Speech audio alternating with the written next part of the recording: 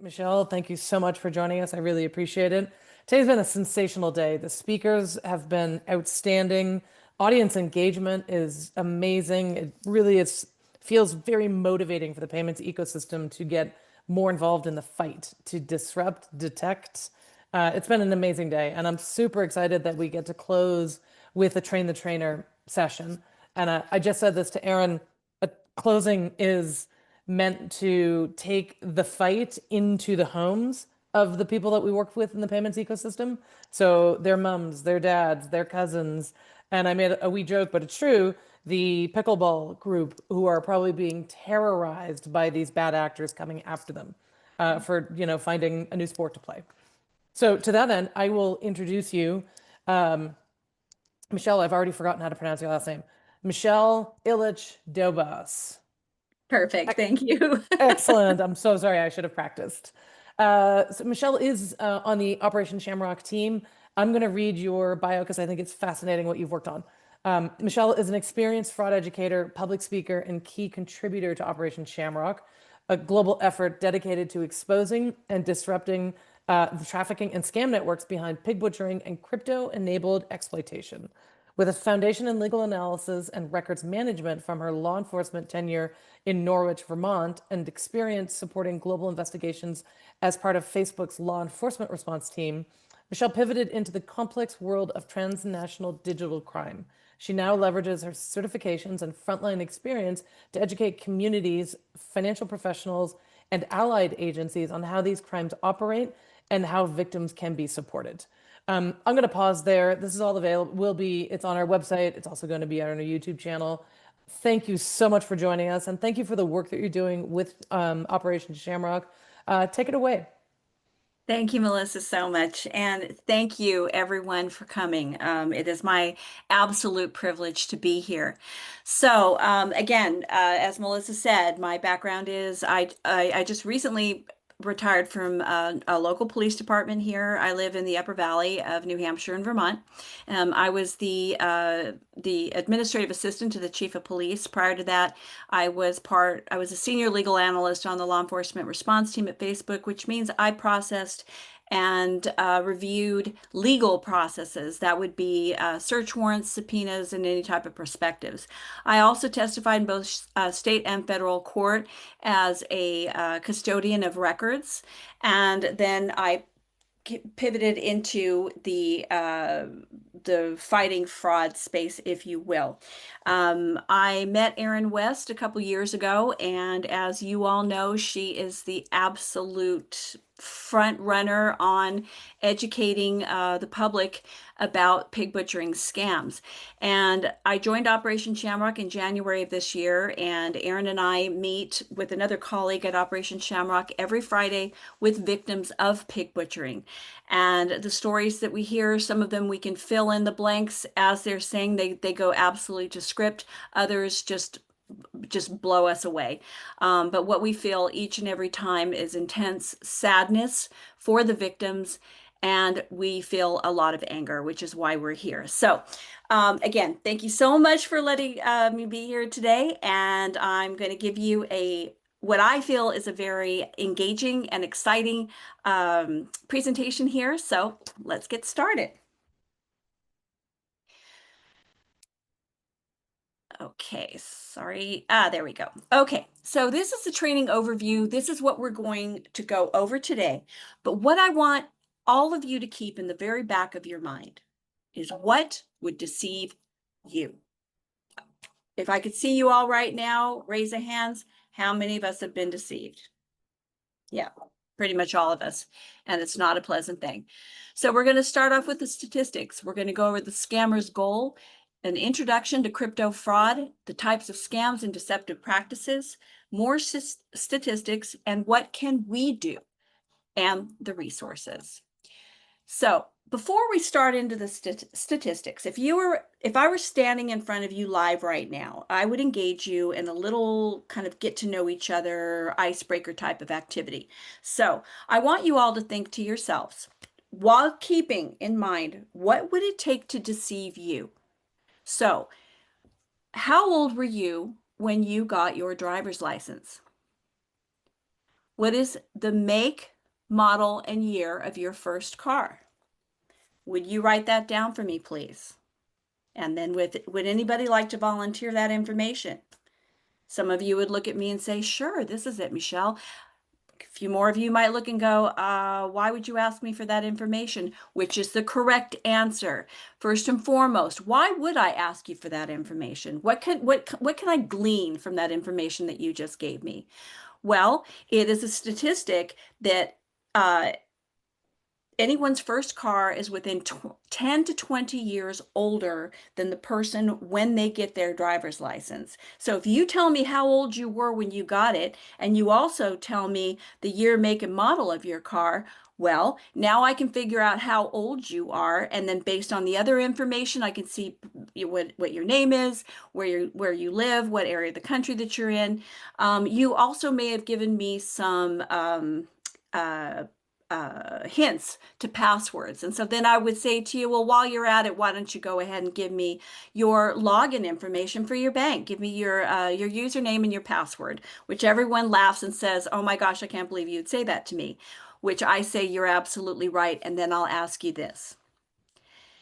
If you don't give that information to me, you should never give that information, correct? Why in the world would you give this information to someone you don't know? Move forward. All right, statistics. This is according to the IC3 2024 report. $16.6 billion in losses in 2024.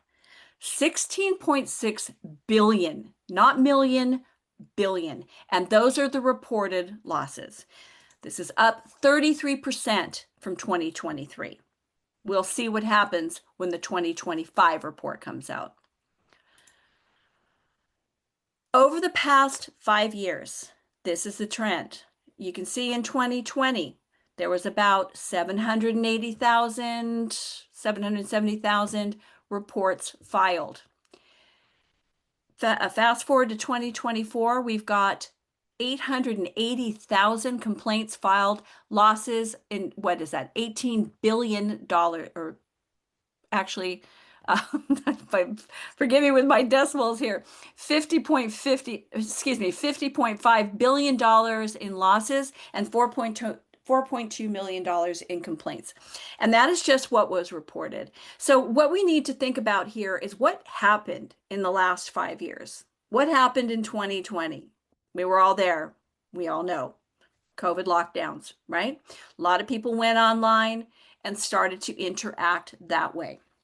A lot of loneliness, a lot of isolation. All right, the scammers have one goal and one goal only, and that is to strip the United States of its generational wealth. Let's talk about being a victim of scams. I've heard time and time again, I can't believe that person fell for that. I would never fall for something like that. And what I say to them is, you want to bet? These operations are highly sophisticated. They use emotional manipulation. They use social engineering, and they use deceit. So when a victim, I had a history teacher that said to me once, we got the worst from the Greeks and Romans, shame and guilt. When a person feels shame, right? Guilt is an emotion that you can do something about. Shame is one that means like something is inherently wrong with you. So we've got shame, guilt, the victim fell for it. I say, and we say at Operation Shamrock, let's change the narrative behind that, shall we? No, the victim did not fall for it. The victim was deceived. They were deceived, and they were deceived masterfully. Again, these are highly, highly sophisticated operations. They are run by transnational crime syndicates, which we will get into more later. These people are deceived. They're deceived masterfully using emotional manipulation, deceptiveness, and social engineering. Okay. Deceive. What is the definition of deceive? That is to cause someone to believe something that isn't true. To catch, ensnare, cheat. Again, who of us have ever been deceived before? Everyone is raising their hand, I'm sure. It's an awful feeling. So, what would deceive you? And that's what I want all of us to keep in the back of our mind as we're going through this. Again, this is emotional manipulation. And what happens in these types of situations, we have a tendency as human beings, if we are presented with a question, for instance, let's say we receive a phone call from law enforcement saying that a jury summons, we were summoned to testify in a jury and we missed that. And now we have a warrant out for our arrest. What's the first thing that you do? You think back in your mind, you're like, oh my gosh, did I miss something? Did I miss something in the mail? Could I have done that? We start to fill in the blanks. Now, again, like I said, these are highly sophisticated operations, and there is a lot of manipulation in the sense that the questions are sort of open-ended where we tend to go and fill in the blanks. I'm sure we've all gotten that you didn't pay a toll or you didn't pay this ticket. We automatically go in our memory and start thinking like, my gosh, what tolls did I go through? Did I miss one? Did I get a speeding ticket? You see where I'm going with this. Okay, so let's start at the beginning. We're going to talk about pig butchering in particular, and I know that Erin spoke extensively about that, so I'm going to back up what she said here with a little bit of the key components to it. Okay, so starting at the beginning, pig butchering is primarily fake cryptocurrency investment scams. Now, I have people say to me over and over, oh, if I say who knows, what do you know about cryptocurrency? And the first thing I hear is it's a scam. Cryptocurrency is not a scam. Cryptocurrency is being utilized by scammers. That's the difference. Okay, so let's start at the beginning. This is an introduction to crypto fraud. Let's look at this basically as a crypto 101. So what is cryptocurrency? Cryptocurrency is a digital asset that uses cryptography for security. The most popular form of cryptocurrency is, I think everyone's heard of Bitcoin, right? So Bitcoin are stored in a wallet, which is very simple, similar to a bank account. Wallets are held in an exchange, which is similar to a bank. Each wallet has a public key, which is equivalent to an account number.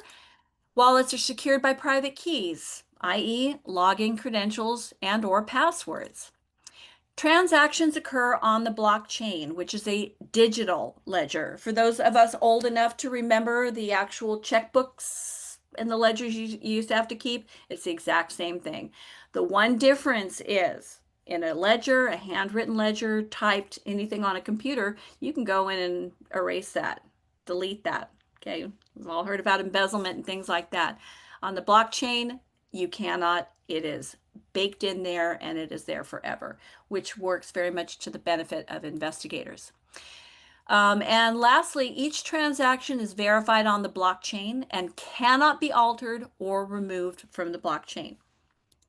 Okay, so the types of scams. Be aware of these deceptive practices. Okay, first and foremost, we're going to discuss pig butchering, which comes usually in a friend-mentor type of scenario, or there's a romance aspect to it. Both are absolutely devastating emotionally and financially. Next, we're going to talk about law enforcement impersonation, which for me is a particularly insidious crime. Phishing and smishing, tech support, employment, and sextortion, extortion. Okay, pig butchering. In Chinese, the word is shazupan. For anybody who speaks Chinese, I apologize in advance. I most likely mispronounced it.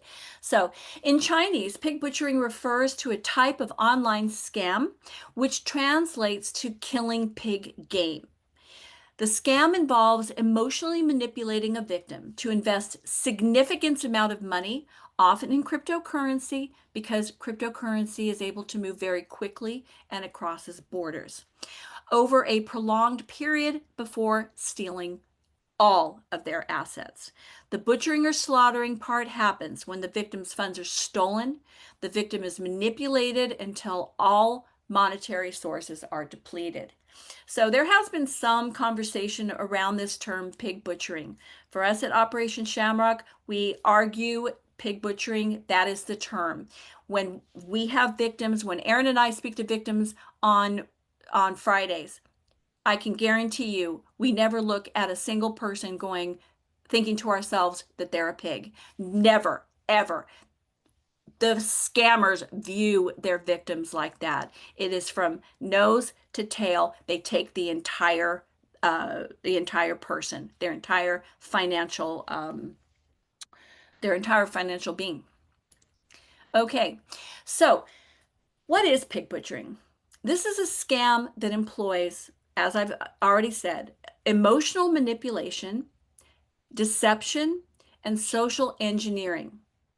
The scammers have actual playbooks, scripts that they go by. These scripts are based on your sex, your race, your age, and your demographic.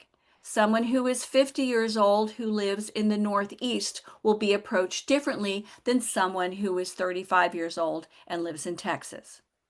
It's a highly sophisticated crime that leaves victims financially and emotionally devastated with long-lasting consequences. The consequences, emotional and financial. Emotional, it's betrayal. The victims are heartbroken, believe it or not, because they thought they either had a friend or they were in a romantic relationship. Remember, let's go back to 2020, the isolation that so many people felt during that time frame, and in turn went online and developed friendships and or relationships there. There's also the loss. This is pure like Stockholm syndrome here, the loss of a friend, someone who texts you multiple times a day, checks in on you. How are you doing? What's going on in your life? Remembering special events.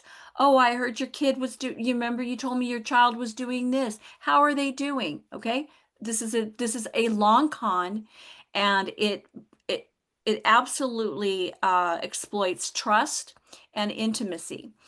The financial consequences, retirement savings, gone. Savings accounts, gone. All assets, gone. Aaron and I have heard it go so far as we had one victim that actually sold their car. They sold everything that they had. To compound the problems, now there are taxes and penalties due. If you take an early or you withdraw out of your IRA, that's now considered income. Yeah? So you owe taxes on that. If you withdraw early, there are penalties. And the worst part of this is there could be possible charges of money laundering. Okay, so what are some of the identifiers of a pig butchering attempt? So we've all gotten these, yeah? That text message. The person meets you online or via an unsolicited text message. The "Hi, how are you?" text message, "I'm waiting for you, are you coming? It was really nice to talk to you last night." These types of text messages. Or in the case of Facebook, we've seen a lot of this starts with Meta and on Facebook in particular. So you'll have friends of friends, and someone who is a friend of yours comes on and says, "Hi, how are you? I know so-and-so. I would love to ask you a question." Remember, this is a long con. It's very subtle. They don't just come flying in and say, "Hey, you want to invest in cryptocurrency?" Who's going to do something like that, right? Of course, we're not going to do that. Highly manipulative, remember. Request to move the conversation to an encrypted messaging platform. This is one of the most important parts. If you are talking to someone via text that you don't know, online that you don't know, and they ask you to move to WhatsApp, Telegram, Signal. That is your first indication that this is a pig butchering scam. They pitch an investment opportunity and make claims of high returns. This usually it can come within several days, several weeks, or even several months of the relationship developing as the trust bond forms. It comes across as, oh my goodness, I have this investment opportunity. This is something that I do. Look at how I live. I want you to be a part of this. Now, if I were standing in front of you right now, I would say to you, really? Would I say that to you because you're just that wonderful? Well, yeah, you are that wonderful. But you don't know me and I don't know you. And why in the world would I want to share all this fortune with you? But remember the intimacy that is building. Okay. Pressures you to invest quickly and limit contact with financial advisors, your bank, and your family. These types of scams, they operate in an atmosphere of gaining trust, intimacy, isolation, isolate you, authority, and often more towards the end of it, actual fear. They make it difficult for you to withdraw funds or demand you pay previously undisclosed fees. This is when you want to go into the final, you've seen your money building on this platform and you want to go ahead and withdraw. And this is when this part comes into play. Okay, so there are two aspects to pig butchering scams with fake crypto investments. The friend mentor scam, the hi, how are you, and the romance scams. And we're going to review both. But I want to take just a moment here and show you this. Okay? We all know this device. All right, well, I'm holding up my iPhone. All right? It's a wonderful invention, isn't it? Phone, computer, anything you want it to be. The chances of me, you are all with me right now in a Zoom meeting. The chances of me being in your living room tomorrow morning when you go out to get your cup of coffee and saying hi is absolutely zero, right? You meet somebody online and you start a conversation with them. Where do you take this phone? It goes into your home with you. Well, you wouldn't bring me into your home, but this new friend you bring into your home, right? You sit in your living room and talk to them. Maybe you talk to them in the kitchen. Maybe you even talk to them from your bedroom. That is the most private and intimate room in your home. You sleep there. You think maybe some trust might start to develop, some intimacy might start to develop. Okay, let's review. Pig butchering the friend mentor aspect. This is a highly manipulative and elaborate type of fraud. The initiation, as I stated before, is through social media, dating apps, or messaging platforms. They ask you to go to the messaging platform if it starts in a text or social media sense, but a lot of times people even get reached out to on WhatsApp. The scammer builds a relationship with the victim, and they always offer fake investment opportunities through cryptocurrency, creating the illusion of profit. Gotten one of these before? Hi there, how are you? Ooh, sorry about that. Hi, I'm Allison. I just checked my work cell phone contacts and your name isn't there. Do we know each other? No, Allison, we don't know each other. Now, I want to say something about these types of texts because I've heard this many times from people that they engage with the scammers. And I'm going to tell you, please do not do that for a multitude of reasons. First and foremost, your number is one of thousands and thousands of numbers that are being texted to. If you respond to this, you have now confirmed that this is a working number. You don't want that. Do not engage with them. You're not engaging with who you think you're engaging with. And we're going to go into this. And I know that Aaron talked about this explicitly because the scammers are actually human trafficking victims. Um, don't do it. They know what they're doing. This is what they do. And you say this is not the guy in his mother's or grandmother's basement. Trust us on that. Okay. Um, okay. Pig butchering. This is the friend, mentor, the perpetrator's tactics. All right. This is emotional manipulation and intimacy, just like I described with the phone. Remember, you take your phone into every room in your home. You would not take a person that you just met into your home and bring them into your intimate spaces, if you will.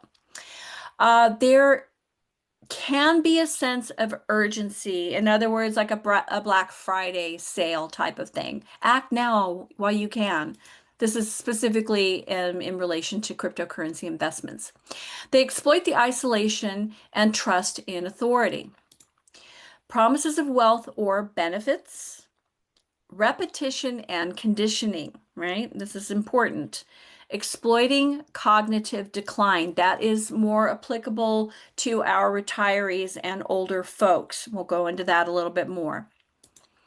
Fear and intimidation. Pig butchering, the romance aspect. Love, unfortunately, isn't always real. They approach you through a fake profile on dating websites, apps, or social media platforms. They create a connection and build trust. They introduce a crisis, ask for money, or present an investment in cryptocurrency. Now, this typically happens in a dating atmosphere. It can be either a man or a woman. I'm going to use a woman as an example, meeting a man. A lot of times they will use photos of military officers, um, founders of companies that aren't really famous, nice, solid, good-looking guys. They will claim to be overseas. They will claim to be working on offshore oil rigs. They will claim to be in another country, perhaps in South America, and they're starting some type of a company down there. The crisis comes when they cannot access funds in their bank account. So they ask their new woman, their new love, would you please help me? And they will show them statements from their bank. They will put them on a phone call with a fake attorney. Again, this is a highly sophisticated and manipulative scam. Okay. And obviously, the last step there is the exploitation, both emotional and financial. Okay, I'm Casey. We just met last month, don't you remember? No, I'm sorry, I don't. Do you have a photo? This is me. Wow, it seems you really remember me. We exchanged numbers at a charity gala last month. Okay, so note the area code is 310. That's the Los Angeles area. I don't live in Los Angeles. I haven't been there in decades. And I don't go to charity galas either. I've never met this person, and she's never met me. But I've seen her photo before. Trust me. Romance scams, these are the red flag indicators. Claim they live, work, or are traveling abroad. Now, 20, 30 years ago, this would have sounded really strange, right? But since a lot of people have gone working remote, not so weird anymore, right? They often lack proper grammar.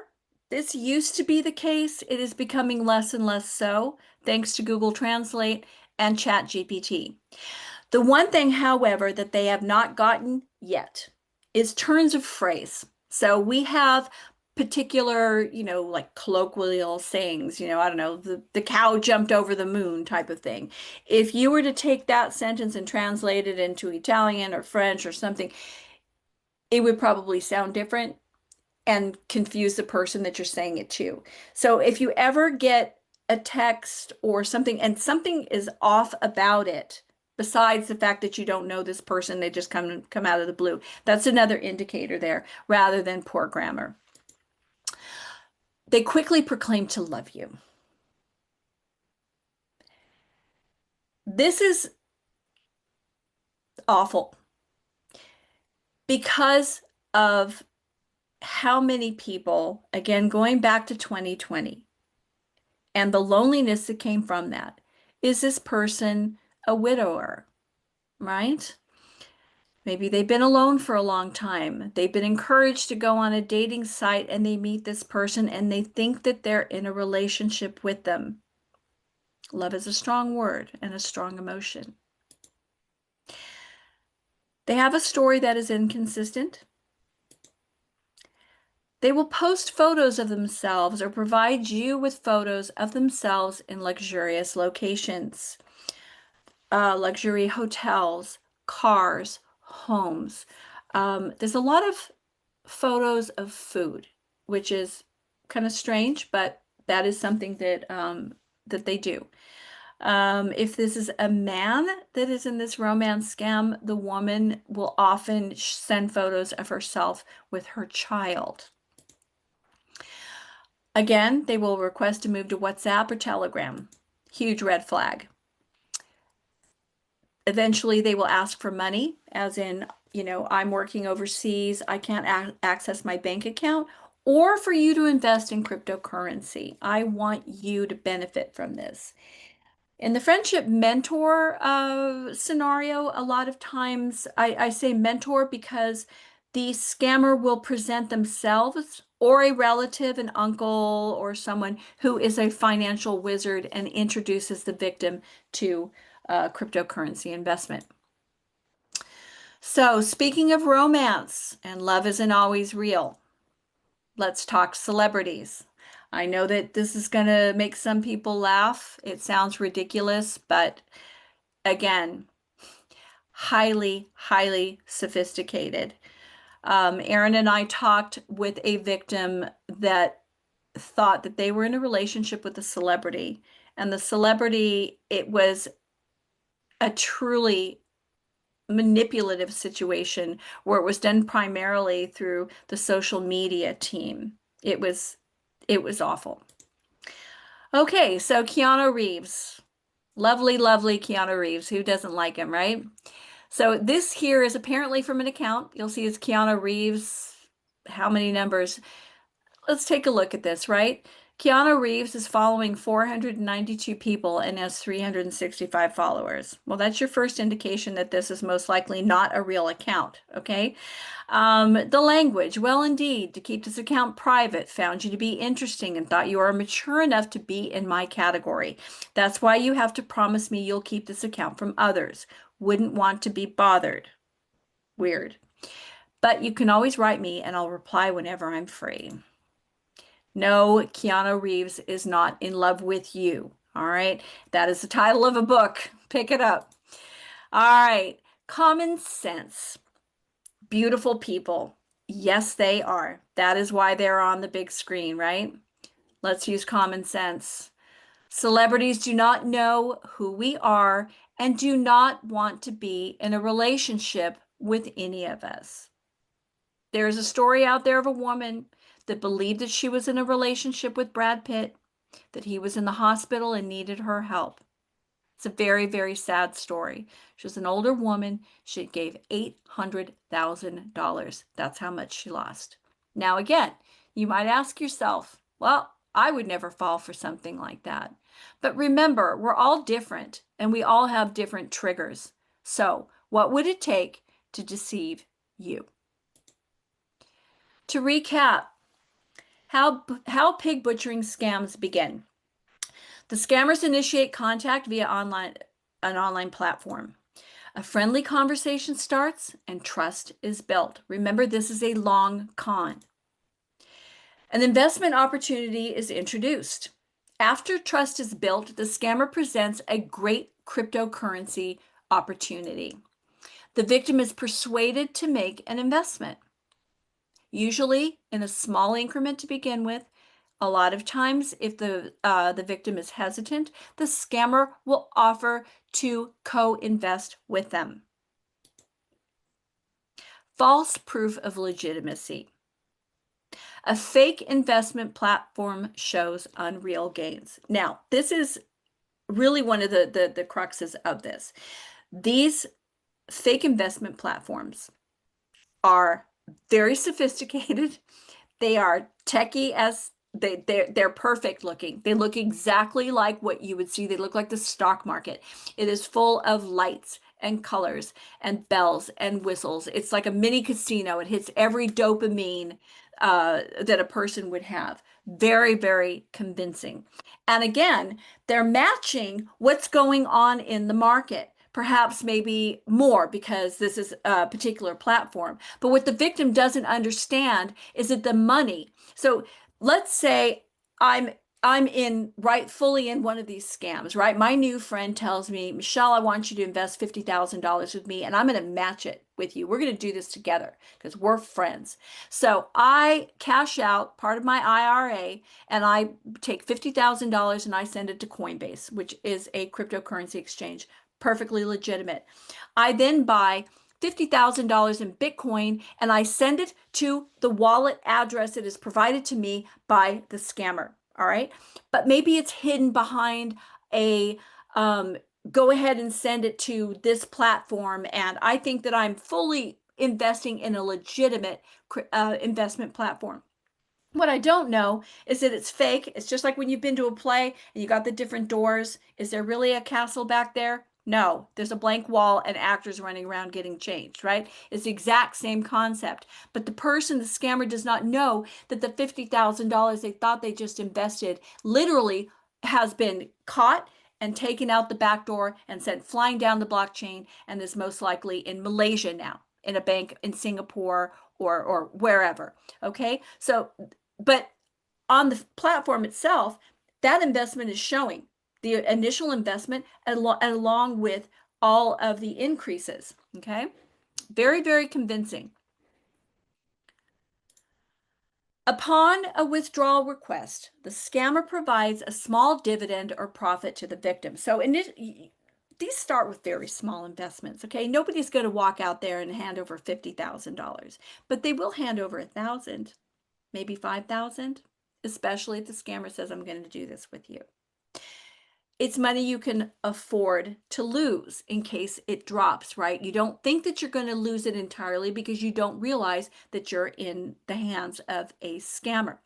So when you see the increases, the profit building, you're like, oh, I want to take some of that out. Or maybe even the scammer encourages you to, hey, go and take some of that. Go and buy yourself something nice. Go pay off a bill or something. So you do. You take out, let's say you've your $5,000 has increased now to 8. So you take out $3,000 and you go on your way. There you go, right? What just happened? This illustrates the illusion of a sound investment and trust is increased. Here's the escalation part. The victim is now reassured by the initial return, and the victim often continues to invest more money over time. Why would they do that? Because they're fully now in their scammer's hands, right? They trust them. They're seeing profits from their investment and they want more of it. You know, think about it. That is, casinos would not be as popular as they are if they weren't fun. We all love to see this type of thing. And who doesn't want to make more money? It could be a variety of reasons, but it is a very human reaction. When the victim wishes to withdraw all the funds, this comes at the end after they put in massive amounts of money. They put in their 401k. They've second mortgaged their home. The withdrawal is blocked and fees are requested. Taxes, withdrawal fees. At this point, the person is so deep in. Let's say that they've invested $1 million and they're showing on that screen that they still believe is real. They've got 8. Are they going to pay $80,000 in taxes? You bet. The scam continues until the victim's funds are exhausted. And believe me when I tell you, Aaron and I, the stories that we have heard, they exhaust all of their funds. The butchering is the end game until all their assets are gone. This is pig butchering. This is nose to tail. They take everything. Remember, the scammers are victims of human trafficking. They have every incentive to get every last cent out of you. I know that Aaron talked about this, and I'll talk about it more as well. They don't care about, it's nothing personal. They don't know you. They don't care about you. They don't care about your politics. They don't care about your charities, your families, anything about you. They want your money and your money only, and they will do everything they need to do to get it from you. Okay. And then what happens? The scammer vanishes. Or do they? Oftentimes, the scammers reappear as saviors. We can get that money that you lost on the blockchain. We're blockchain investigators. Okay? We can trace it and we can get it back for you for a fee. We're part of a law firm. This is what we do. No, no, no. The only people that can trace, not the only people, but the people that you can trust to trace your transactions on the blockchain are law enforcement. Okay? Crypto recovery. They pose, it's Facebook is full of these people. X is full of these people. Instagram, all the social media platforms. All right. It's really terrible. Okay. So now we're going to, I guess I should ask here, does anybody have any questions at all about pig butchering?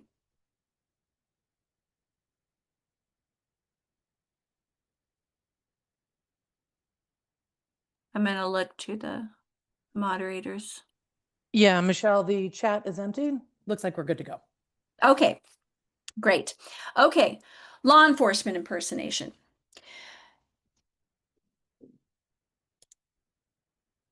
Is there a badge behind that voice? All right. Law enforcement impersonation to me is particularly insidious because it's coming from within the United States itself. All right. This is when a scam where the law enforcement impersonation scam, excuse me, is aimed primarily at licensed professionals. Who are those licensed professionals? That would be doctors, nurses, attorneys, anyone that holds a professional license. So I stated earlier that I live in the Upper Valley of New Hampshire, Vermont. Dartmouth College is here. Dartmouth Hospital is here. It is full. This area is full of doctors and nurses, medical professionals, all the branching, psychologists, psychiatrists, everybody, right?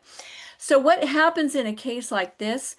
The scammers go to a website for licensed professionals. They find out where they are, and then they do their research. It's not hard to figure out what the financial demographic is in a particular area and where the wealth lies. So the scammers will then claim to be either local or county law enforcement. And this usually comes in a phone call from a spoofed number or a text message, but usually a phone call. And they will spoof the number of the law enforcement agency. If you go on to your county sheriff's department, you are going to see who works there, who are the deputies, who is the sheriff. This is one case that I actually worked with the victim. Another one, I worked at the Norwich Police Department. That same week, these guys called a woman claiming to be from the Norwich Police Department, and they showed a fine, and she lost $10,000. Okay, so they often use a spoofed caller ID.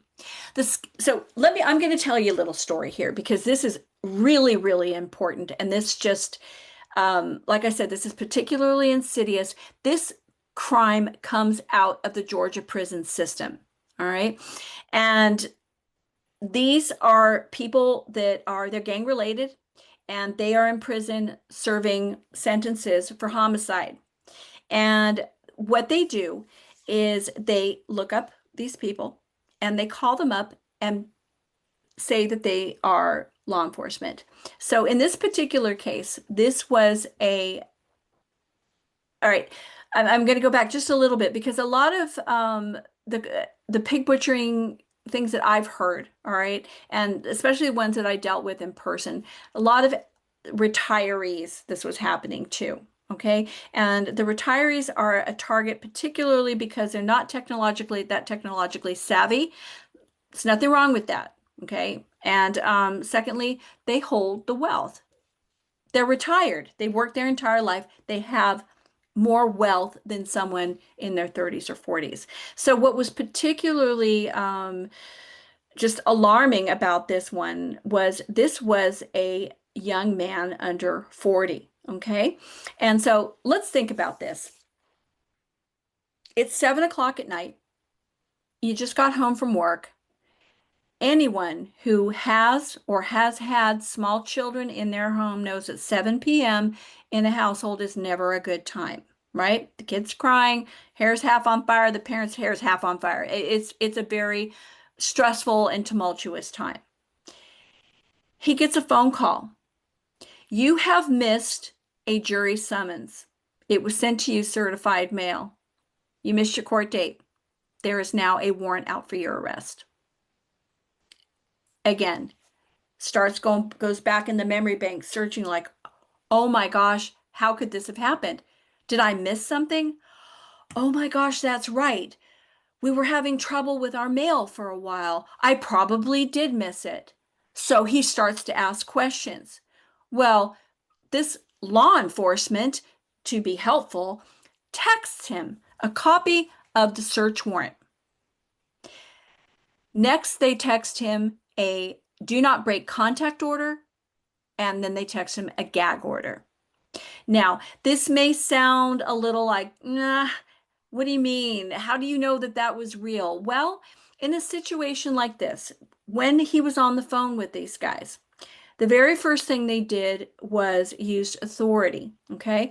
Be respectful. You're on the phone with law enforcement. They started passing him up the chain of command. They introduced fear immediately, urgency immediately. They told him that he had a fine and that if he paid it, or at least a portion of it, like a bond, a bail bond, that he would be all right.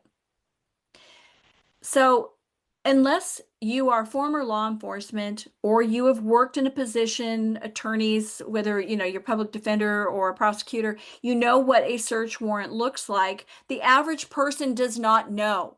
So you see a piece of paper, it's got your name on it, you're starting to panic, you got hit with a gag order, a do not break contact order, and they instruct him to go to a bond kiosk.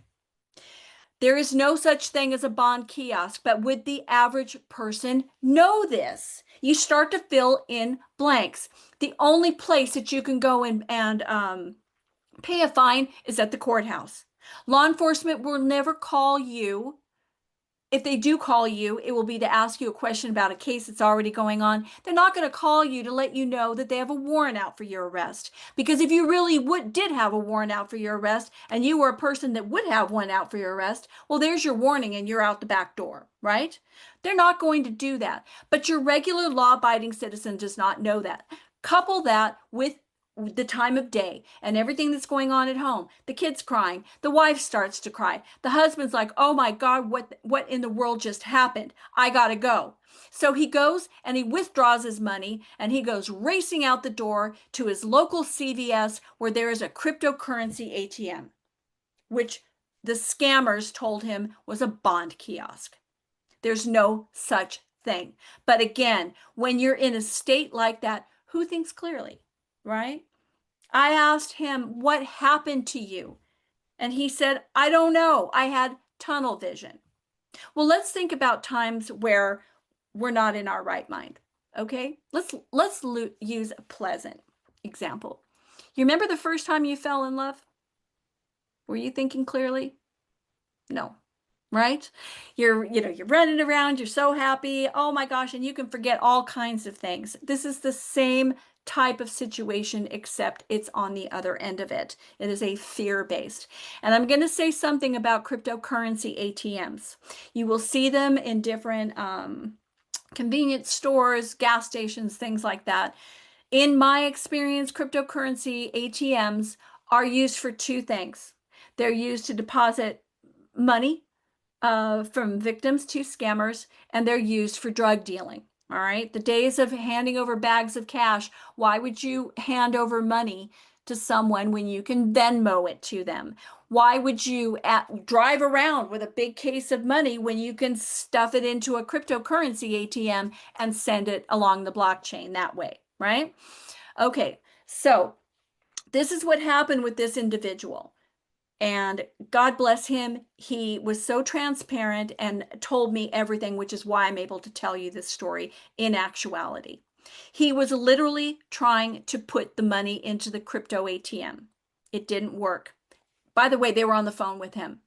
If you ever walk into a store and you see a cryptocurrency ATM, and if you see a senior citizen over there with an earbud in their ear or on the phone and they're stuffing $20, $100 bills into this like it's a slot machine, grab somebody, grab a clerk, have them call the police. They are actively being scammed.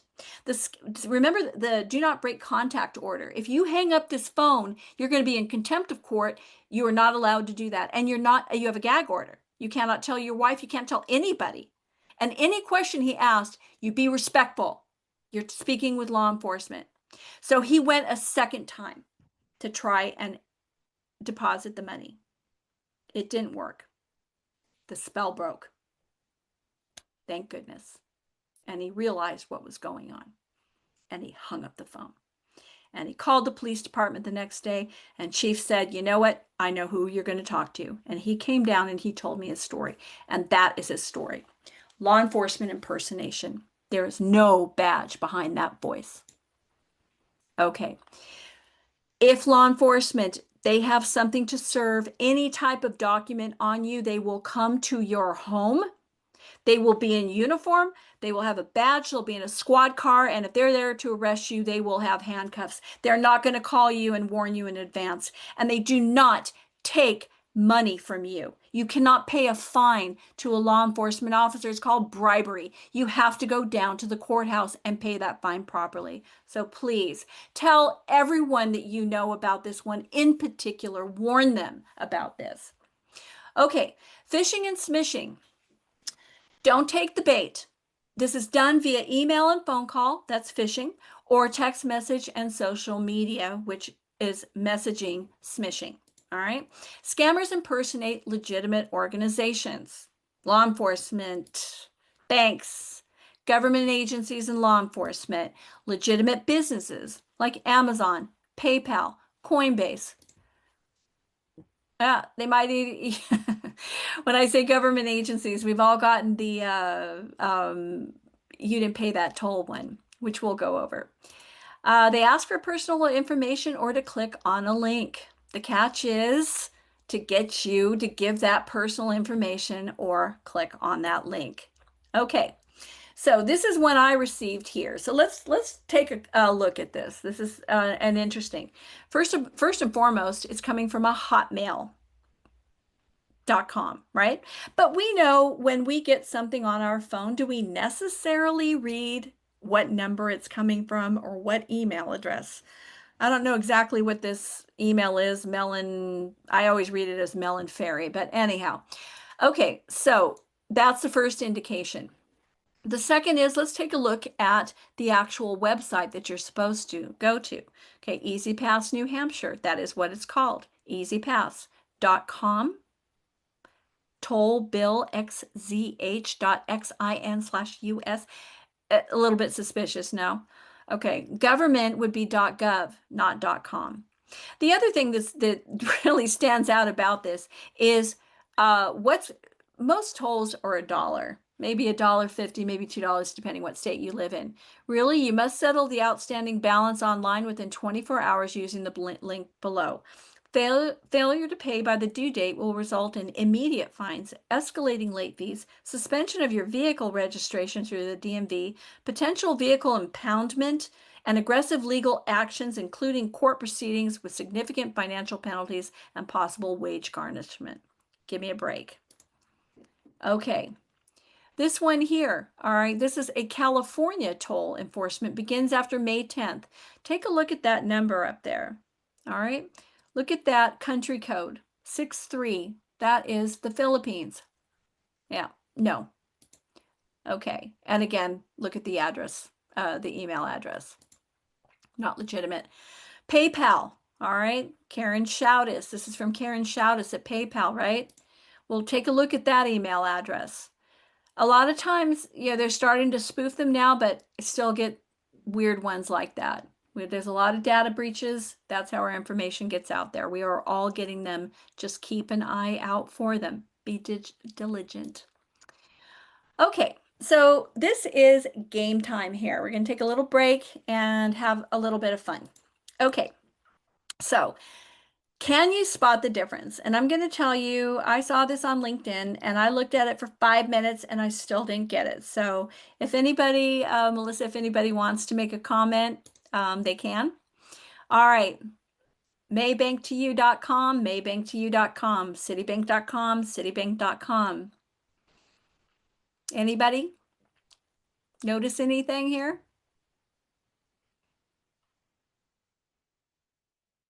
Okay, I'm going to give a small hint. The left links are correct. The right links are from hackers. Anyone see anything? We have a comment in the chat, the style of the A. Excellent. That's exactly it. So let's talk about this. This is a very, very interesting scenario here, if you will. So for those of you old enough that remember when the Da Vinci Code first came out, the book, right? There's a term, you couldn't go anywhere without seeing someone with their face buried in this book. And in the book, the author Dan Brown used a term called scotoma. When the mind overrides what the eyes are seeing. So let's look at citibank.com on the left. The A, right? That's a typed A. We are used to reading that A. But for most of us, I tried writing those A's when I was a teenager. It took too long. So most of us write the Greek A on the right. So we're used to writing that, but we're used to reading. You're in a hurry, Citibank, your scotoma comes in. Your mind overrides what your eyes are seeing. You know that that is only a written A, but you're reading it as an A because it is an A, but it's not a typed A. All right? It's a good exercise. Please stay alert. So this is we're going to do an anatomy of a fake account. This is a fake account that was used in an actual pig butchering scam. This is a friend of a friend. So let's take a critical look at this. So first and foremost, beautiful background, right? Where is that? It could be California. It could be Greece. I don't know, but it's nice. Okay. Susanna Jones, lovely Susanna Jones. The photo, by the way, is of a real person, but her name is not Susanna Jones. Susanna Jones has 11 friends on Facebook. Okay, maybe she just opened the account. All right. Let's look at her bio, her overview here. She's single. Okay. Nothing wrong with that. She's from Moscow, Russia. Okay. She lives in Seattle. Both could be true. I don't know how many Susanna Jones come from Moscow, Russia. Maybe she changed her name. We don't know. All right, she attended St. John's University. Again, could be very true. She's a shareholder at MAC Cosmetics and a shareholder at Kay's Jewelers. And she also worked at Goldman Sachs. Remember what I said about turns of phrase. Would you refer to an employee of MAC Cosmetics or Kay's Jewelers as a shareholder? Most likely not. This is where the questions start to come in. When looking at a Facebook account, all right, you got the www.facebook.com. For all of you that have Facebook accounts, take a look at the URL next time you're on. In front of that forward slash is going to have a really long number, about this long, which is a unique identifier. Every user on Facebook has that unique identifier, or what we refer to at Facebook, a vanity. It's usually a variation of your name, or you can choose like a nickname type of thing. So let's put this all together. We've got Susanna Jones. She's got 11 friends. She's from Moscow, Russia. She lives in Seattle. She's a shareholder was a shareholder at MAC Cosmetics and a shareholder at Kay's Jewelers. And her handle, or her vanity, is in andika.jafar.35. You see where it's starting to look a little bit strange? It doesn't add up. All right. And for privacy's sake, I did not include it, but her 11 friends were all men, older men. Guarantee they're being scammed. Okay. Tech support scams. Fake help, real harm. This is the impersonation of technical support agents from well-known companies, such as Google, Microsoft, Apple, Best Buy, Geek Squad. Tech companies don't call you. The very first victim story that Aaron and I listened to was a woman who went into her Facebook and it was locked. She looked for a 1-800 number to call the tech help. Okay. Don't blame her at all. I can guarantee you there are no phone numbers for Facebook or for Meta now. She found a number and she called it and she got a scammer on the phone. Okay. So you got the initial contact either comes from a pop-up warning, which tells you to call, or an email. Click on this link. So email, click on this link. It's going to take you to a fake site, most likely filled with malware, that type of thing. The pop-up warning now will result, they need for you to call them. So they're going to do one of a few things, right? They're going to tell you that there is something wrong with your account. Usually they tell you the reason that your account has been locked down or flagged is because you're under investigation. Now, I listened to a victim's story while at the police department, working away on their computer. Pop-up came up. What's this? Turned the computer off, restarted it, went back to work. It popped up again. The person said, "Oh my goodness, this must be real." Called the number. The tech agent installed a viewer on their computer. Once you allow someone to install a viewer on your computer, they can access everything. They can go into your passwords. They can see everything, just like you. And usually they'll ask you to log into your bank account, so now they can see how much money you have, maybe log into your 401k, and that's where they're going to start working on it, right?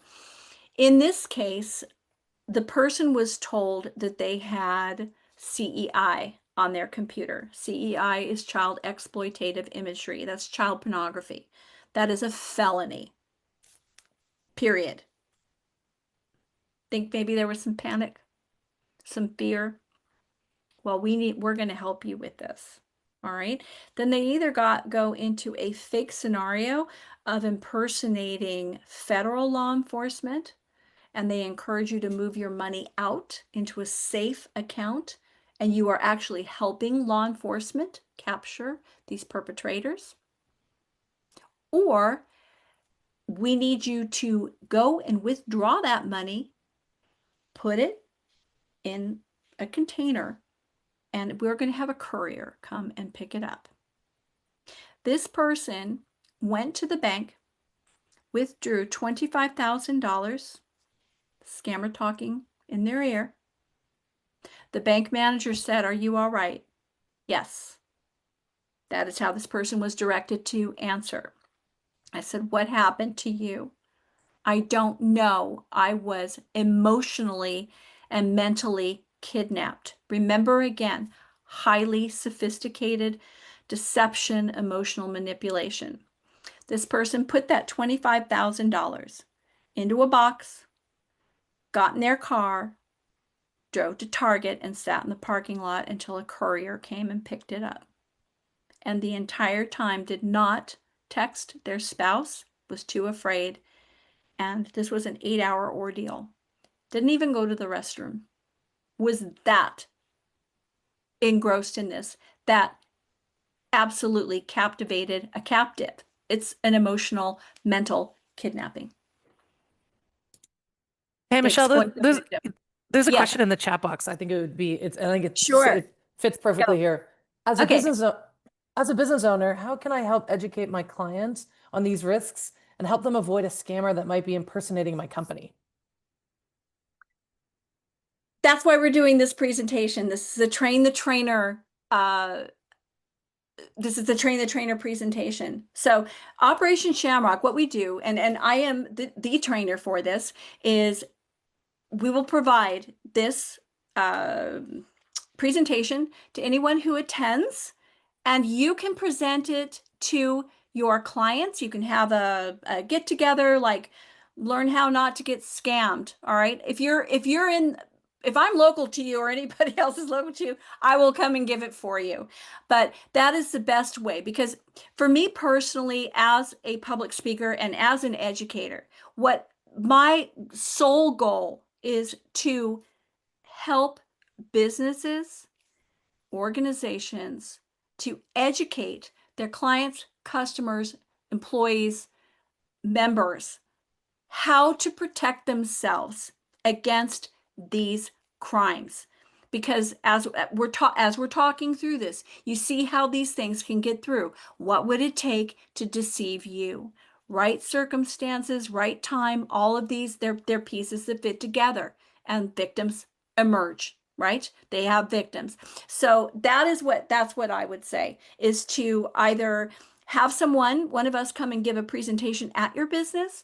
I believe this is going to be recorded. You could show this, share it, do a little newsletter, take points from this, or the best thing is do a train the trainer yourself. I'm encourage everyone. This is what we're doing. This is what Aaron is talking about. This is a grassroots movement forward. Operation Shamrock is a nonprofit. We all do this because we care that much. This has to stop. So, did that answer the question? Felt amazing on my side. Okay, wonderful. Okay, and like I said, exploiting the victim. The exit is the victim now is left. They've been robbed and they've been emotionally abused. This is a very because there's so much fear involved.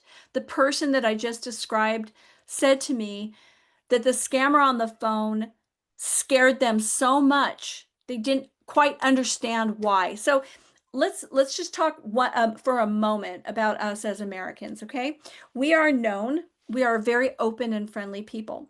We are also known for our naivety. That is not an insult, it's just who we are. We are trusting people. And I think we all kind of like it that way, right? But they're taking advantage of this, these scammers. And again, remember, the scammers are human trafficking victims. They have every incentive to get money from you. This equates for them their freedom, right? To prevent beatings and torture and things like that. I know Aaron went into that, and I'll go briefly into it myself. Yes, okay. I had another thought, and it went out, and it'll circle back around. Okay, so anyone ever seen one of these? Warning. Action required. Threats detected. Computer scan alert. Look at the website that it's coming from. alert.scan001.com. Okay? These are scam sites. These scammers, they operate with urgency, fear, secrecy. When we're in a situation like that, we have a fight or flight, right? We don't want to do this. We are law-abiding citizens. We don't want to do this. So we want to make it right. Well, stop. There is no immediate threat to your safety. They'll make you feel like it. They'll tap into the emotions that make you feel like it. But take a look at this. This is not real. Turn your computer off. Take it down. If you're an Apple user, take it down to the Genius Bar. If you're a PC user, take it to Best Buy. Take it to the actual Geek Squad. Don't try and, contact them through what the information, never, in other words, never use the information that they give you. If you want to call Best Buy, call them directly. Look it up on your phone and call them. Look it up on the internet itself and call them. Do not go by the information here. I remembered the other thing that I was going to say, talking about us as Americans, okay? And the other thing, and we all know this, we are a very, very divided nation right now, okay? They know this, and they are using it against us. And what I say this to myself, I say this to my family, my friends, and I'm saying it to all of you. We will break off relationships with longtime friends, family members over fill in the blank. The way you vote, cause you support or don't support, fill it in. You will break your relationships off with people that you know, but you will invite someone you've never met before into your life and trust them with intimate information. You're not that hard to find. If your Facebook account is open, they're going to see the comments that you make. They're going to know what political party that you side with, and they're going to feed into this. This is what I'm talking about as far as playbooks based on your age, your race, your ethnicity, your sex, your demographic, all of that, right? Think about these things. And again, I'm going to touch on this more towards the end as far as what we can do here. Okay, here's another example. Warning, your computer may be infected. So call this tech support line now and you'll get somebody, they will answer, trust me, and they will want then to put a viewer on your computer. No, no, no. If you're truly concerned about it, take it down to your Apple store, take it down to Best Buy or your local computer store, people that you know, trust, and are talking to live, right? Okay. Next, employment scams. There have been a lot of layoffs, right? I was one of them. I got hit in the first wave of the tech layoffs. Okay, as if being unemployed wasn't bad enough, right? So, fake job postings, unsolicited messages and emails, phone calls about job opportunities, exciting and financially lucrative jobs, fraudulent requests, ask for upfront payments for equipment or training. Okay, so this here and that send fake checks and then request a portion back, right? They send you a check for $1,000. Oops, I meant to send you one for 600. Do you mind refunding me the 400? Honest, of course. Send the 400 back. Well, guess what? The 1,000 wasn't real. So you lost the 400, right? Actually, you lost all of it. So you might think to yourself, like, why in the world would someone do upfront payments for equipment or training? Well, when I got laid off with 30,000 other people. That's a lot of people all of a sudden to flood a job market, right? You apply, you apply, you apply, and there was a time, this is the pull yourself up by your bootstraps advice. There was a time that you could print out a bunch of resumes and take them in and drop them off. Those days are over. It is online. We all know this, and it can be a very frustrating experience. It feels like your resume went into a black hole full of algorithms and AI and who the heck knows what. So maybe you start to feel a little bit desperate, right? The unemployment isn't enough to cover the bills. The mortgage payment is due. So you start looking maybe a little bit more at these kinds of situations where, gosh, if I pay $200 for this equipment, I'll get refunded. Remember, what would it take to deceive you, right? They request sensitive personal information, such as social security numbers or bank account numbers, which would sound legitimate because an employer will get that information from you. They just don't get it from you online. So, pardon me. This is my favorite one, okay, because this comes from TikTok. So let's take a look at that email address. It's a whole series of letters at mail.com. When I worked at Facebook, my email address was michelle.illich at facebook.com or at fb.com. When it switched to Meta, it was michelle.illich at meta.com. Not mail, not any of the ones that they're making up here. But let's do this and have a little bit of fun for a moment, okay? For all of us that have ever worked or are currently working, right? The working hours are 30 to 60 minutes per day. That sounds like a great work schedule to me. And the daily salary is 150 to 300. That means you're getting paid $150 for a half hour of work or $300 for 1 hour of work, right? Everybody want to just call their boss up right now and say, I quit? I mean, give me a break. But it's entertaining in this aspect, but it's not because maybe somebody doesn't read that entire thing and does respond. Now, this is a little bit cut off at the bottom, but you said, look here. If you're interested, please contact us via WhatsApp. Who uses WhatsApp for these types of situations? Scammers. It's an encrypted platform. That's why they use it. Okay, let's talk about extortion or sextortion. Okay, this is the ugly crime we are not talking about enough. There is a gentleman, his name is Paul Rafili. He is at the forefront of sextortion. Sextortion is a terrible, terrible crime. I say it is basically, I'll show you mine if you show me yours. This is primarily geared at young men, teenagers in particular. We were all teenagers at one time. Teenagers are not known for making the best decisions. It's part of being a teenager. You're supposed to learn from it, grow up, and laugh about it later, and then teach your kids. You're not supposed to commit suicide. And that is what is happening. These boys meet a pretty girl online, they think is, and they're not. As soon as they send the I'm showing you mine photo, the extortion starts. And they most likely don't have much money. They send what they have. The scammer threatens to send those photos to their entire contact list. And as we all know, even as a human being, our reputation is important, but as a teenager, it is absolutely crucial. We don't realize that this will pass, and this too shall pass.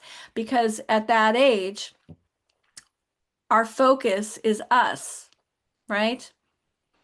You're not anyone else's focus. That's what I always told my kids. I said, I love you, your teachers care, and the rest don't care for you at all. You're not that important to them, but you are important to me. Okay? So this is a big deal. Interestingly enough, over 60. So you see in the 20 to 29 age range, it's about 13,000 that was reported in 2020 or 2024, excuse me. But over 60 is the highest amount. Why is that? Now, would this be sextortion necessarily? Probably not. It falls under the extortion part of it. Now, what kind of extortion would that be? We've all heard of the grandparent scam, right? And these AI voices are making it easier and easier.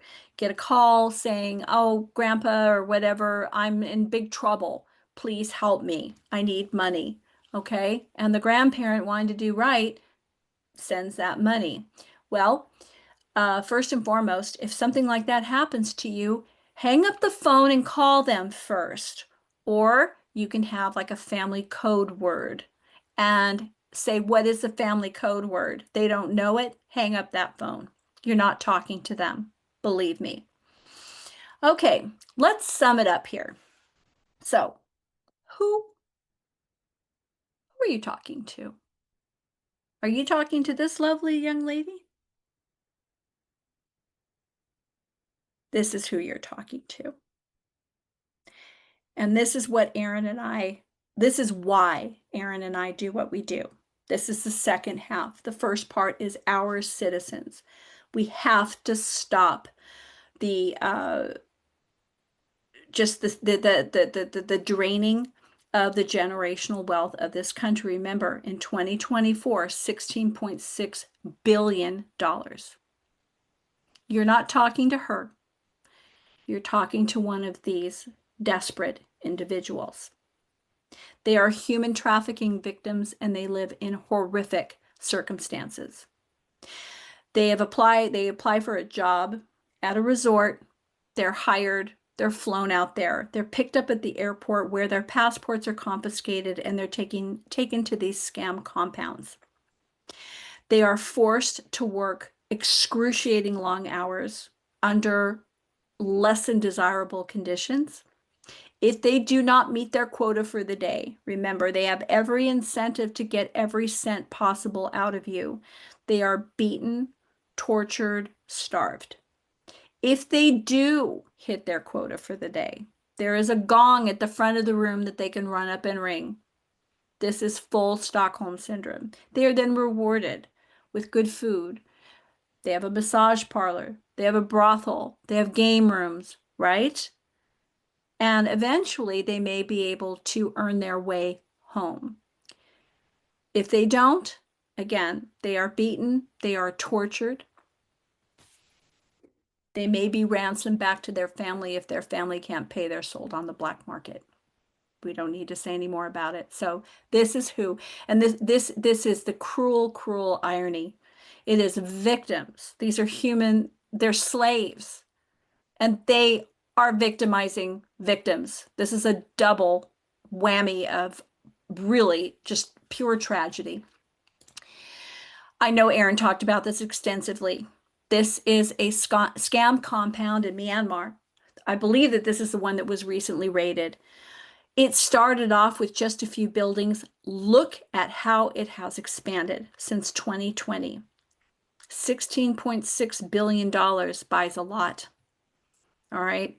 It is used, obviously it lines the pockets of these scam lords. It's like I say it's like Scarface on steroids. So these scam lords, you know, they're building, they're all of a sudden they're opening like luxury car dealerships here. All right.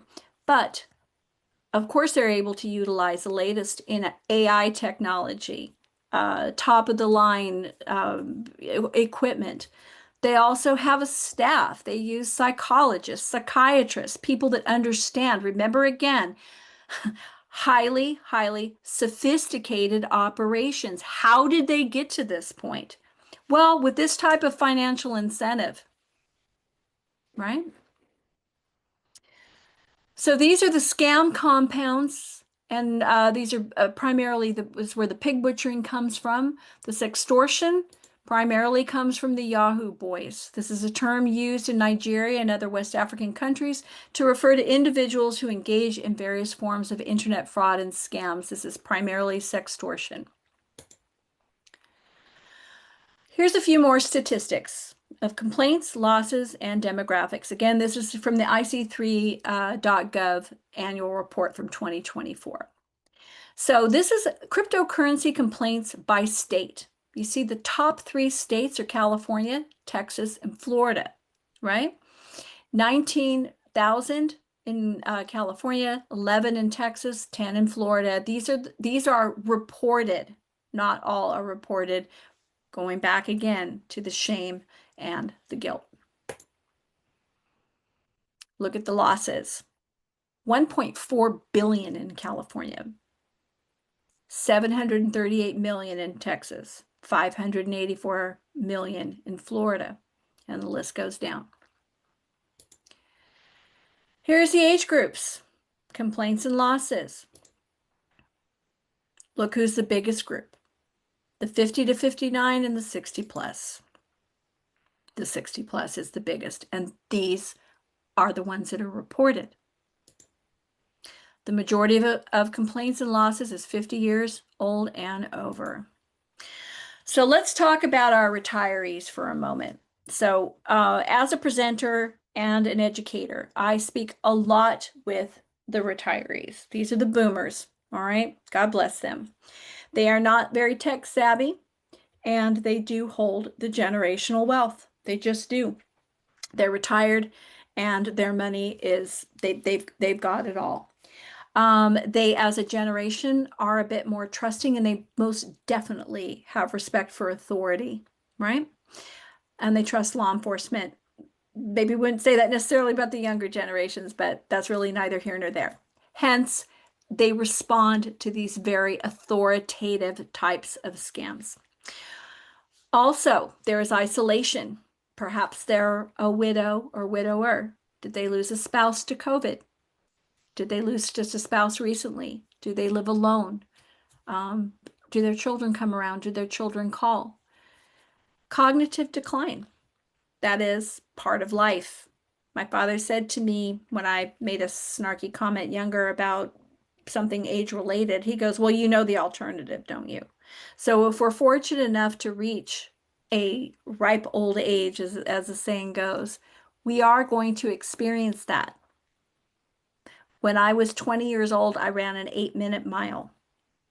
I would never, ever be able to run an 8-minute mile now, right? I'm not 20 years old anymore. No one blinks at that. Well, of course you can't. How could you do that, X amount of years later? But the cognitive decline, and again, this is not a criticism, this is a fact. The very first thing that goes is the critical thinking in the sense of the is this true or not? Like the alarm bells. They don't go off as quickly anymore. Maybe you start to take a little bit more chances. Maybe you think, oh, this isn't happening. This isn't real. I mean, teenagers do it, right? So when we're talking about our older folks, we need to step in and protect them. These are the older folks that are putting the money into the cryptocurrency machines with a scammer in their ear like it's a slot machine. Does anyone step in? Do the banks ask questions when someone that's been banking with them for 30 years walks in with their walker or cane and withdraws their entire savings account in cash? These are warning signs, and Operation Shamrock is working very, very hard with our banking community to get this message out and to arm the frontline employees how to talk to people when they suspect something like this is going on. Okay, so these are again complaints filed by individuals 60 years and older. These are the 2024 figures. All right, 4.885 billion in losses. I can't even fathom that. And again, it's not million, it's billion. 100 million in a billion. Look at it since 2018. Holy moly, right? It's astronomical. And again, this is what is reported. So, what can we do? Well, for the business owner that asked, I'm so glad that you did. What can we do collectively as a society to stop this devastating thievery? You're doing it right now. This is why I thank you from the bottom of my heart for coming to this presentation, for listening to Erin West and everything that she has to say. Again, she is the pioneer of this. She has been my inspiration to come into this. And this is what I do now. Educating yourself, right? So what can we do? Well, here we go. This is Operation Shamrock. Educate, educate, educate, educate. I look at it, an ounce of prevention is worth a pound of cure. There are amazing people that are working on the pound of cure.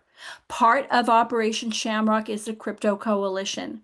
This is basically a coalition of law enforcement officers, both state and federal, that work together to understand cryptocurrency, the blockchain cryptocurrency investigations. This is a new technology. It takes time to learn it. Unfortunately, the criminals get there first. And there are, I know personally, detectives that they blow my mind with what they do. I'm like a shiny little new penny next to these guys and gals. They are amazing. But there's the ounce of prevention part. And this is the territory that I'm claiming. And I'm inviting all of you to claim it along with me. All right? What if we could prevent this so the pound of cure never comes into play or is greatly, greatly reduced? Erin asked in one of our survivor stories, she said to the person, and this really stuck with me, she said, "How do I reach you?" And the victim said, "What? I don't understand. You're talking to me." She said, "No. How could I have reached you before?" Every survivor story, as I'm listening, I think to myself, there's someone that I'm going to meet in 6 months that's currently in this. Well, we educate. We talk about it, talk about it, talk about it. If you look at my LinkedIn profile and you look at my posts, I've got the talking face. Talk about it. Tell everyone you know.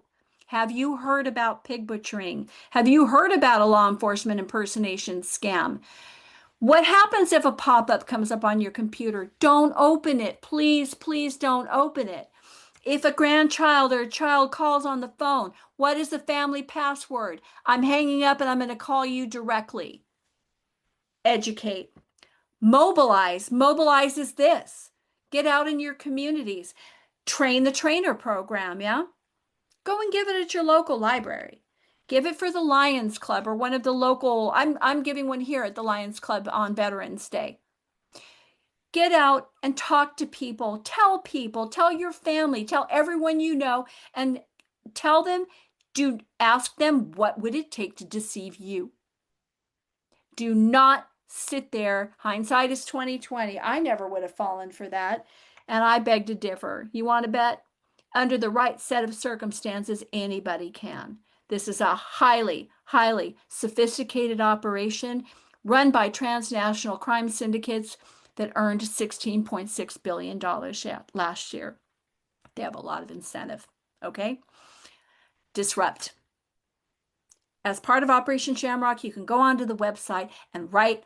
There are pre-printed letters. All you have to do is print out, sign it, and send it to your legislators. Send it to your congresspeople. Send it to your senators. Send it to the president. Send it to everybody if you so feel. But the most important part, the first step, it's not the most important part, the first step is to educate. If people know about this, they're less likely to become a victim.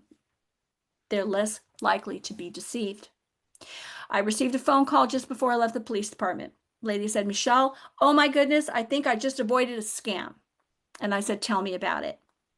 And she explained it to me. And I said, "You did? What happened?" And she said, "Well, so-and-so who was at your last presentation told me about it. And because she told me about it, I got suspicious. And I said, I don't think so," and hung up the phone. That's what we want to hear. The success stories. No more broken lives, broken people coming forward, right? A lot of people recover. It's very difficult. Some people don't. And if you've ever lost anyone to suicide, you know what I'm talking about. Okay, focus on building connections in real life. Yes, Melissa. Oh, I was coming on to thank you. That was an impassioned speech. Thank you. I feel very strongly about it. Focus on building connections in real life. Okay, remember this, yeah? I'm not going to be in your living room tomorrow morning, but your family will be. You have friends in town. Go interact with your communities again. Make connections in real life. Talk to your community, your friends, and your family if you suspect someone. If you think that this is a scam, go and ask someone else what they think. And for the older folks, grab a younger person. My goodness, are they good with these things? They know. They know. Ask them, do you think this is a scam? And they will lightning fast look at it and tell you, oh, yes, it is. Okay? Never send money. Always be suspicious of anyone asking for personal information or sensitive account information like login credentials, especially if the request involves urgency. Remember the icebreaker that we did at the very beginning, right? How old were you when you got your driver's license? What is the make, model, and year of your first car? What color is it? That's one of the questions they ask you as a security question, right? Okay. If in doubt, block the individual immediately. Resources. One, guess what I'm going to say. All right. First and foremost, your local law enforcement. Utilize them and talk to them. And if they try to brush you off and say, we don't do crypto, say you need to. And I'm going to put you in touch with Operation Shamrock, right? The Crypto Coalition. There are amazing groups, and Operation Shamrock is coordinating. We are coordinating efforts with these groups to really, really push this out into the forefront. Your bank, talk to them. You got a text message from your bank asking you to log in, go in and see your teller and say, did you send this? And they're going to say, no, it was a scam. IC3.gov, that is an excellent resource. AARP, I need to make a note to add this to this slideshow.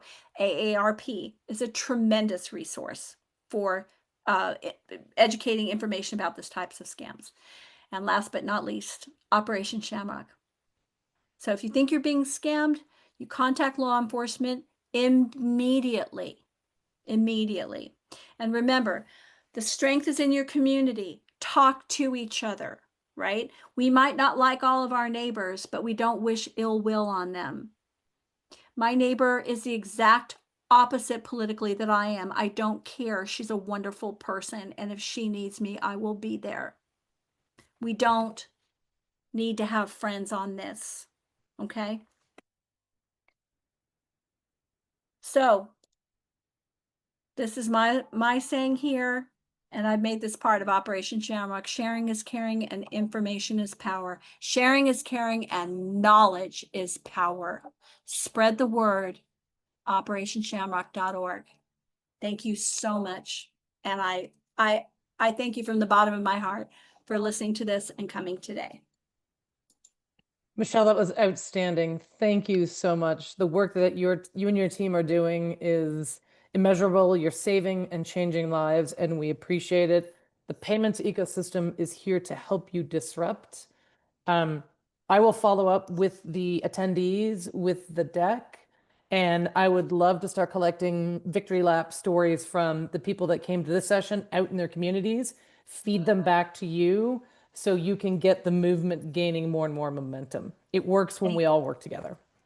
Thank you, Melissa, so much. And thank you for this opportunity. I appreciate it greatly. Of course, anything we can do to support. Thank you very much. Okay. Bye-bye.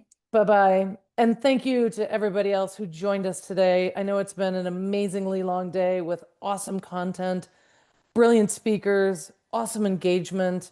The payments community never ceases to surprise me in its willingness to come and engage with these different platforms and with each other. So thank you for being great partners.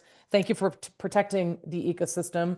And thank you for an amazing day. We're going to post all these out to our YouTube channel quickly. Don't expect them to be up tomorrow. The team is tired. They will be up in very short order. If anybody that attended the sessions wants to be introduced to any of the speakers, ping us. We are happy to network everybody together. I liked Michelle saying, knowledge is power, and us together, we stop and grind these illicit ecosystems to an absolute halt. We are the backbone of money movement. It's on us. Next year, I said this last year, we didn't achieve the goal. I'm going to say it again this year because I feel like it's going to work. if the stars align and everything comes together, we hope to be in person next year. I would love to have the Operation Shamrock team there again, but we are driving towards an in-person summit for Safer E-commerce Day. So cross your fingers and wish us luck.